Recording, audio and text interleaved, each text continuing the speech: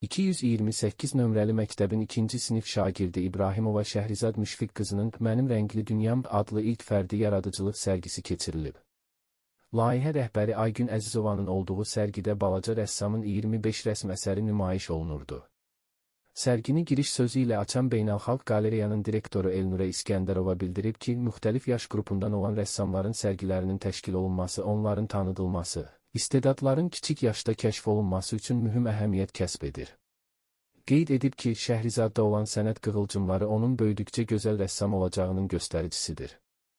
Sərgidə fəxri qonaq olaraq iştirak edən Azərbaycan Dövlət İqtisad Universitetinin dosenti, filologiya üzrə fəlsəfə doktoru, prezident təqaüdçüsü Nailə Yusifqızı, mühəndis Pərvin İbrahimova, bədii qiraətçi Əlizamin Abdullayev, yazıcı, şair Tehran Əkbər, yazıcı, şair Rəsul Abuşov, rəssam Nihat Əliyev Şəhrizada gələcək həyatında uğurlar arzulayıb, sənətin sirlərini yaxından öyrənib tanınmış rəssam olacağına inandıqlarını bildirdilər.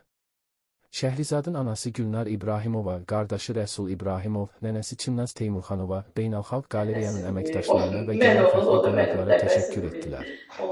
Sonra xüsusi rəssam tortu kəsildi, çay süfrəsi təşkil olundu. Sonda xatirə fotoları çəkildi.